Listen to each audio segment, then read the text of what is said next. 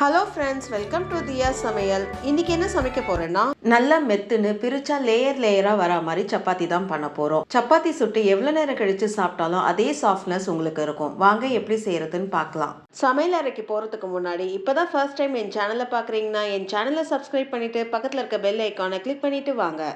3 cup கோதுமை மாவு எடுத்திருக்கேன். 1 கப்பு மாவுக்கு பார்த்தீங்கன்னா 4லேருந்து 6 சப்பாத்தி கிடைக்கும். அதாவது நீங்கள் உருண்டை பிடிக்கிற சைஸை பொறுத்து உங்களுக்கு சப்பாத்தியோடைய எண்ணிக்கை இருக்கும். மாவு பிசைஞ்சு விடுறதுக்கு வாட்டமாக இருக்கிற மாதிரி பாத்திரம் எடுத்துக்கோங்க. இப்போ 1/2 ஸ்பூன் உப்பு சேர்த்துக்கோங்க. இந்த மாவும் உப்பும் ஒன்று சேர கையை விட்டு நல்லா கிளறி விட்டுக்கோங்க. உப்பும் மாவும் ஒன்று சேர நல்லா மிக்ஸ் பண்ணி விட்டாச்சு. இப்போ தண்ணியோட அளவுன்னு பார்த்தீங்கன்னா 1 கப்பு மாவுக்கு 1/2 கப்பு தண்ணி சேர்த்துக்கணும். அப்போ 3 கப்பு மாவுக்கு 1/2 கப்பு தண்ணியை எடுத்துக்கிறேன். முதல்ல 1 கப்பு தண்ணியை ஊற்றி நல்லா மாவும் தண்ணி எல்லாம் ஒன்று சேர பெசரி விட்டுட்டு அதுக்கப்புறம் மீதி இருக்கிற 1/2 கப்பு தண்ணியை நான் கொஞ்சம் கொஞ்சமாக சேர்த்து பிசைஞ்சு விட்டுக்க போகிறேன். எதனாலனா மாவுக்கு மாவு வந்து தண்ணியோடைய அளவு மாறுபடும். ஒரு 2 டேபிள் ஸ்பூன் கூட குறைய நம்ம சேர்க்குற மாதிரி இருக்கும். அதனால் ஃபர்ஸ்ட் டைம் நீங்கள் பிசையும் போது நீங்கள் 1 கப்புக்கு 1/2 கப்பு தண்ணி எடுத்து கொஞ்சம் கொஞ்சமாக சேர்த்து பிசைஞ்சு விட்டுக்கோங்க. அதுக்கப்புறம் கரெக்டான அளவு உங்களுக்கு தெரியும். அதுக்கப்புறம் நீங்கள் மொத்தமாக சேர்த்து கூட நீங்கள் பிசைஞ்சு விட்டுக்கலாம்.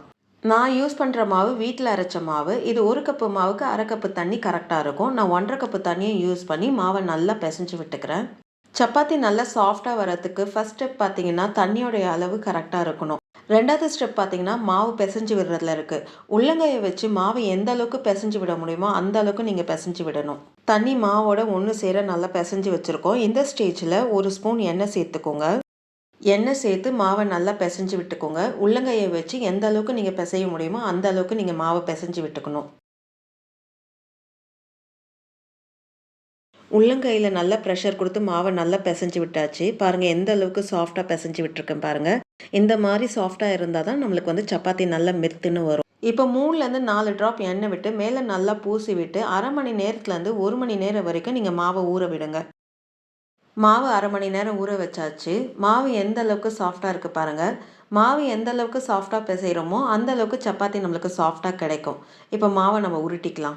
பிசைஞ்ச மாவில் பாதி மாவை எடுத்து கட்டையில் போட்டு லைட்டாக பிசைஞ்சு உருட்டிக்கோங்க. உருட்டும் போது மேலே கொஞ்சம் மாவு போட்டு உருட்டிக்கோங்க. அப்போ தான் கட்டையில் ஒட்டாது. நல்லா உருட்டி விட்டு நம்மளுக்கு எந்த சைஸ்க்கு தேவையோ அந்த சைஸ்க்கு ஏற்ற மாதிரி நீங்கள் கட் பண்ணி எடுத்துக்கோங்க. ஒவ்வொரு பீஸா எடுத்து உள்ளங்கையில் வச்சு நல்லா ரவுண்டாக எந்தவித கிராக்கும் இல்லாமல் நல்லா உருட்டி எடுத்துக்கணும். எல்லா மாவையும் உருட்டி எடுத்தாச்சு. 15 உருண்டை வந்திருக்கு. 1 கப்புக்கு 5 உருண்டை வீதம் 15 உருண்டை வந்திருக்கு. இப்போ நம்ம திரட்டி எடுத்துடலாம். நான் 2 ஷேப்பில் திரட்ட போகிறேன். ஒன்று ரவுண்ட் ஷேப்பு, ஒன்று ட்ரையாங்கிள் ஷேப்பு. உங்களுக்கு எந்த ஷேப்பு வசதியோ அந்த ஷேப்பை நீங்கள் திரட்டி எடுத்துக்கோங்க. மாவு உருண்டையை உதிரி மாவு மேலே வச்சு கையாலே நல்லா அழுத்தி விட்டு எல்லா பக்கமும் அந்த உதிரி மாவு பூசி எடுத்துக்கோங்க. அப்போ தான் கட்டையில் ஒட்டாமல் நம்ம திரட்டி எடுக்க முடியும். ரவுண்ட் ஷேப்புக்கு மாவை திரட்டி எடுத்துக்கோங்க.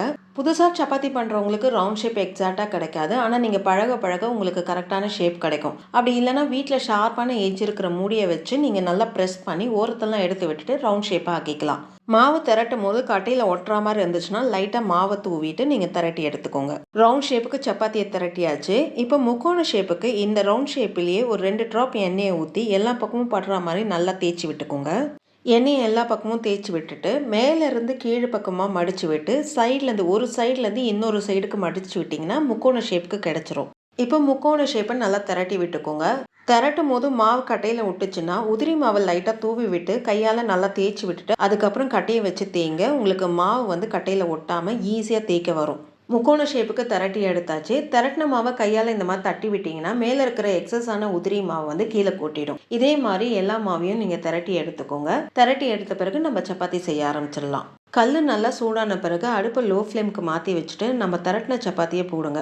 1 நிமிஷம் லோ ஃப்ளேமில் ஒரு சைடும் திருப்பி போட்டு 1 நிமிஷம் இன்னொரு சைடும் வேக விடுங்க. இப்படி வேக விடும் போது சப்பாத்தி லைட்டாக உப்பி வரும். அப்போ கொஞ்சம் விட்டு விட்டு நீங்கள் திருப்பி போடுங்க. ஓரளவுக்கு 2 பக்கமும் நல்லா வெந்து வந்திருக்கு. இப்போ நீங்கள் எண்ணெயோ இல்லை வெண்ணெய் இல்லை நெய் எது உங்களுக்கு விருப்பமோ அதை 2 பக்கமும் நல்லா ஸ்ப்ரெட் பண்ணி விட்டுக்கோங்க. ஒருவேளை நீங்கள் டயட் மெயின்டைன் பண்ணுறவங்களா இருந்தீங்கன்னா இந்த ஸ்டெப்பை நீங்கள் ஸ்கிப் பண்ணிக்கோங்க. எண்ணெய் 2 பக்கமும் நல்லா ஸ்ப்ரெட் பண்ணி விட்ட பிறகு கொஞ்சம் விட்டு விட்டு நல்லா திருப்பி போட்டுக்கோங்க. ஓரத்தெல்லாம் நல்லா அழுத்தி விட்டுக்கோங்க. சப்பாத்தி உள்ளே நல்லா சாஃப்டாக வெந்திருக்கு. மேலே இருக்கிற லேயர் பார்த்தீங்கன்னா அங்கங்கே டார்க் ப்ரௌன் கலரில் இருக்குது. இந்த ஸ்டேஜில் நீங்கள் சப்பாத்தி எடுத்துருங்க. இதே மாதிரி எல்லா சப்பாத்தியும் நீங்கள் சுட்டு எடுத்துருங்க. நல்ல சாஃப்டான சப்பாத்தி ரெடி ஆகிடுச்சு. இந்த வீடியோ உங்களுக்கு பிடிச்சிருக்கும்னு நினைக்கிறேன். அப்படியே ஒரு லைக்கை தட்டுங்க. மறக்காம என் சேனலை சப்ஸ்கிரைப் பண்ணிட்டு பக்கத்துல இருக்க பெல் ஐக்கானை கிளிக் பண்ணுங்க. வரும் நாட்கள் இனிதே அமைய நல்வாழ்த்துக்கள். நன்றி, வணக்கம்.